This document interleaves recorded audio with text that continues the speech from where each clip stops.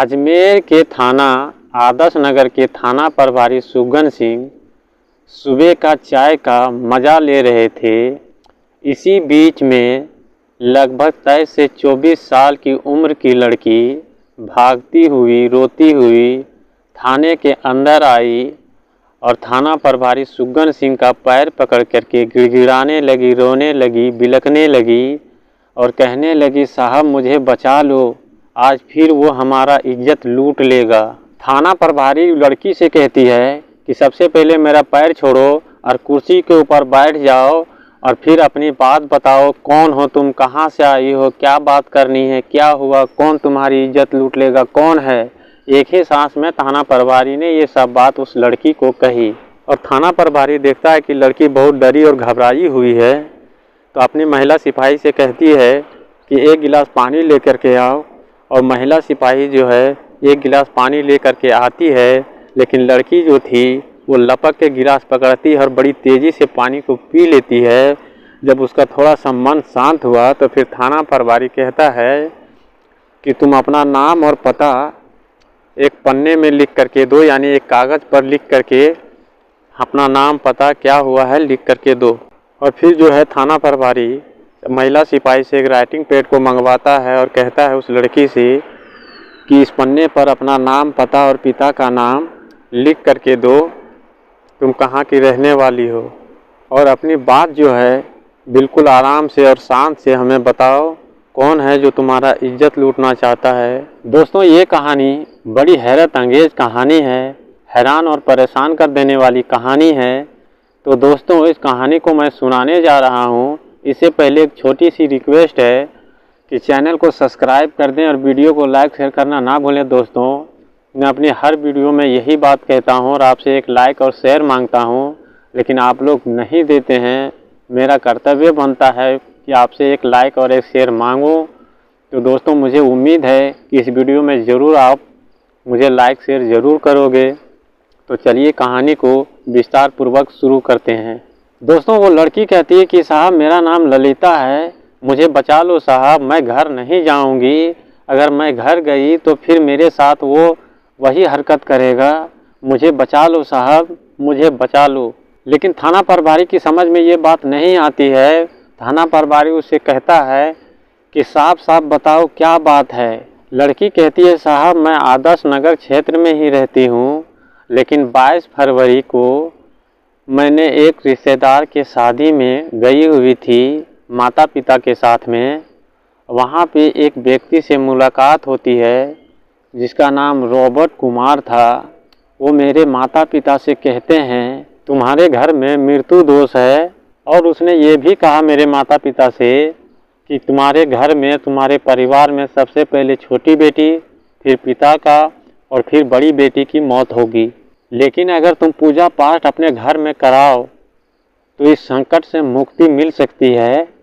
मेरे पिता को उसने इस ढंग से उस बात को कही कि मेरा पिता जो है राज़ी हो जाता है और उसे आने के लिए कहा। और वो 27 फरवरी 2022 को वो हमारे घर आ गया और घर में आने के बाद पूजा की तैयारी करने लगा।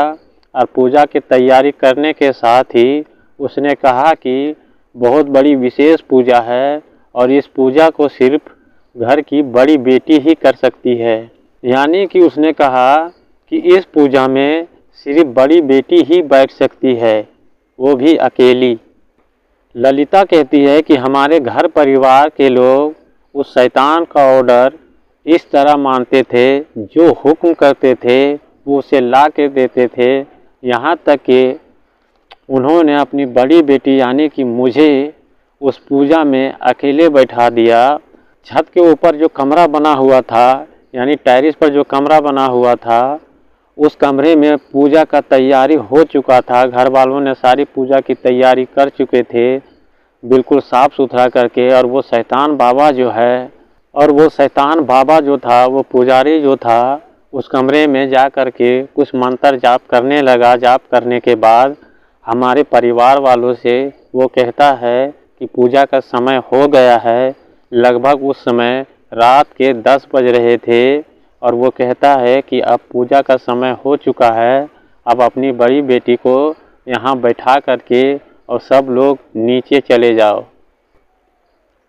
और हमारे घर वाले मुझे उस कमरे में भेज करके, उस बाबा के साथ भेज करके नीचे चले गए। बाबा जो है दरवाज़ा को अंदर से बंद कर लिया और मुझे साथ में बैठाया और बैठाने के बाद कुछ मंत्र जाप करने को कहा मेरे से और मैं मंत्र जाप करने लगी। फिर उसने एक गिलास में पानी दिया और कहा कि इस पानी को पी लो, ये मंत्र पुत्री पानी है, यानी मंत्र पुत्री जल है, इसे पी लो, तुम शुद्ध हो जाओगी। और जब मैं उस पानी को पिया और पानी पीने के बाद हमारा सर चकराने लगा, आंखें बंद होने लगी, यानी यूँ समझ लीजिए कि आधा बेहोश हो चुकी थी। वो बाबा जो है जब देखा कि इसका होश बिगड़ रहा है तो उसने सबसे पहले मेरे शरीर से सारे कपड़े हटा दिए। उसके बाद मैं उसको विरोध कर रही थी, उसने मुझे फिर से डराया कि अगर ये पूजा, ये यज्ञ अगर भंग हो गई तो बहुत बड़ा अनर्थ हो जाएगा, तुम्हारा माता पिता का मृत्यु हो जाएगा। और मैं चुप हो जाती हूँ डर से। और वो बाबा, वो शैतान मुझे रात भर नोचता रहता है, जिससे मुझे बहुत दर्द होती है, बहुत तकलीफ़ होती थी और मैं चीख भी नहीं पाती थी। अगर चीखती तो मेरे चीख को सुनने वाला छत पे कोई नहीं था। अब मेरे पास दर्द सहने के अलावा कुछ भी नहीं बचा था। और वो शैतान मुझे रात भर नोचता रहा और नोचने के बाद फिर सुबह हो गई। सुबह होने के बाद वो मेरे पिता से 1 लाख रुपये भी लिए थे इस पूजा के लिए और पैसे लेकर के हमारे घर से वो चला गया। और वो बाबा, वो शैतान फिर से 1 हफ्ते बाद फिर मेरे घर आता है और मेरे माता पिता से कहता है कि आपकी बार जो पूजा होगी वो मंदिर में होगी। और मंदिर के पूजा के बहाने में मुझे घर से बाहर ले आया और किसी कमरे में ले गया, मुझे नहीं पता कौन सी जगह था। और वहाँ मुझे वो पूरा दिन भर नोचता है और फिर 10 बजे रात को वो हमारे घर में मुझे ला करके छोड़ देता है और मेरे माता पिता से कहता है ये भी पूजा सफल हो गई। और मैं इतनी बात सुन पाई उस दिन और कमरे में आराम करने के लिए चली गई। और वो बाबा आज फिर हमारे घर आया है और फिर पूजा की बात कर रहा है हमारे माता पिता से, हमारे घर वालों से। मुझे बचा लो साहब, मुझे बहुत डर लग रहा है, बहुत तकलीफ़ होती है साहब। वो आज फिर मेरे इज्जत के साथ वो फिर से खेलेगा, फिर मेरे साथ वो नोचेगा, खरोचेगा, जोर ज़बरदस्ती करेगा, बहुत बुरी बुरी बातें करता है, गंदी गंदी बातें करता है साहब, मुझे बचा लो साहब। दोस्तों, ये बात 19 मार्च 2022 की है। थाना में जा कर के ललिता ने रिपोर्ट लिखा दी, यानी कि याचिका लगा दी उस बाबा के खिलाफ़। थाना प्रभारी कहता है कि अब से और अब की ऐसा नहीं होगा और अब उस चॉकलेटी बाबा के खिलाफ़ कानूनी कार्रवाई होगी। तुम बेफिक्र होकर के घर जाओ और अब की बार ऐसा नहीं होगा, उस चॉकलेटी बाबा को गिरफ्तार कर लेंगे हम। मामला बहुत गंभीर था, इसलिए थाना प्रभारी सुगन सिंह ने एसपी डीएसपी को उसने फ़ोन पर सारी बातें बता दी। अब एसपी डीएसपी जो है पूरी टीम को इस काम के लिए लगा देते हैं और लगाने के बाद पुलिस टीम जो है ललिता के साथ उसके घर चली आती है। और घर आने के बाद ललिता के घर चली जाती है पुलिस, अंदर चली जाती है और अंदर जा कर के देखते हैं पुलिस जो कि बाबा जो है उनके परिवार के साथ बातचीत करने में पूरा मशगूल है। और पुलिस वाले जो है उस बाबा को दबोच लेते हैं, लेकिन उसका जो एक सहयोगी था वो वहाँ से फरार हो गया था। बाबा को दबोचने के बाद उसके घर वाले बिल्कुल शौक रह गए थे जब पुलिस ने सारी क्राइम को बताया उसके परिवार को, यानी ललिता के परिवार को जब बताया तो ललिता के माता पिता के पैरों तले ज़मीन खिसक गई। वो हैरान रह गए, चौंक गए, उन्हें विश्वास ही नहीं हो रहा था कि जिस बाबा को हमने अपने घर की अपने मृत्यु दोष खत्म करने के लिए पूजा पाठ करवा रहे थे वो तो दुष्ट प्राणी निकला, बिल्कुल एकदम शैतान की तरह। और फिर पुलिस जो है उस बाबा को गिरफ्तार करके थाने ले आती है और थाने लाने के बाद उससे पूछताछ पुलिस वाले शुरू कर देते हैं। पूछताछ में पता चला कि कथित आतंकवादी का नाम राजेंद्र कुमार वाल्मीकि है और वह पिंक बाग क्षेत्र स्थित प्रताप नगर में रहता है। राजस्थान में रहने वाले ललिता के पिता की चॉकलेटी बाबा के संपर्क में आने की एक अलग ही घटना है। दरअसल दोस्तों, कोरोना काल में ललिता के जो पिता थे वो वायरस संक्रमण हो गए थे, यानी उन्हें वायरस लग गया था, कोरोना वायरस लग गया था। और उस दिन से वो काम धंधे भी छोड़ दिए थे, काम भी नहीं कर रहे थे और उसके घर में कुछ भी अनहोनी होनी छोटी मोटी बातें अगर हो जाती तो वो बहुत डर जाते थे। और इसी बीच फरवरी 2022 को ललिता का जो पिता है उसका आना दिल्ली हुआ। दिल्ली में जब वो आए तो एक शादी में वो जाते हैं और जाने के बाद कोई व्यक्ति ललिता के पिता को ये सब बताता है, पूरी रहस्यमयी चीज़ें बताता है कि बाबा ये है वो है। और यहीं से वो चॉकलेटी बाबा के ऑफिस में चले जाते हैं और बाबा से मिलते हैं। वहीं बाबा ने ललिता के पिता को देखते हुए बाबा ने बताया कि इसके घर पर भूत प्रेत का साया है, इस पर भूत का साया है, मृत्यु दोष है।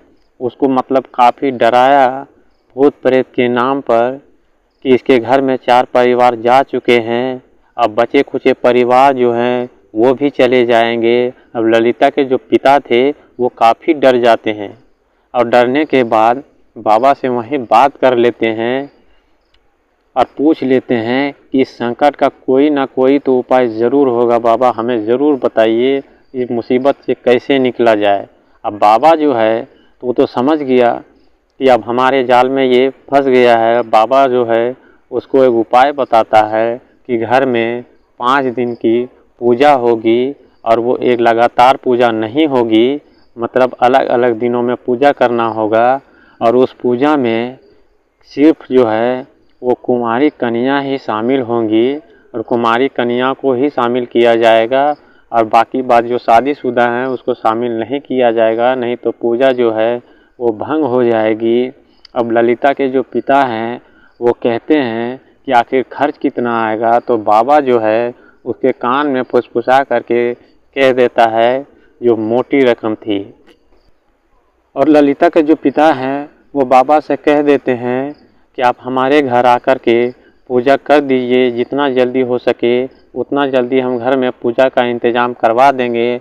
अब बाबा जो है उसके घर चला आता है। घर आने के बाद उसको पूजा के लिए टेरिस पर जो कमरा बना हुआ था उस कमरे में बाबा को पूजा करने के लिए दे देते हैं और अपनी बड़ी बेटी को राजी करके उस पूजा में बैठा देते हैं, क्योंकि उसके माता पिता को, जो ललिता के माता पिता थे, उनको पता नहीं था कि ये बिल्कुल ढोंगी है। लेकिन उसकी बड़ी बेटी जो ललिता थी जब उस पूजा में बैठी, उसके साथ जब रात हुई और उसके साथ जब ये सब काम होने लगा, यानी जो है वासना का खेल होने लगा, तो ललिता जो है वो समझ गई, क्योंकि बाबा ने उसको डराया था, धमकाया था, वो डर गई थी। ललिता पूरी बात समझ गई कि मेरे पिता जो है, मेरे परिवार के लोग इस ढोंगी बाबा के चक्कर में, जाल में फंस चुके हैं। दोस्तों, ढोंगी बाबा जो ये चॉकलेटी बाबा जो है पूजा के नाम पर मृत्यु दोष बताकर, इसका काम ही यही था लोगों को ठगना, लोगों को गुमराह करना।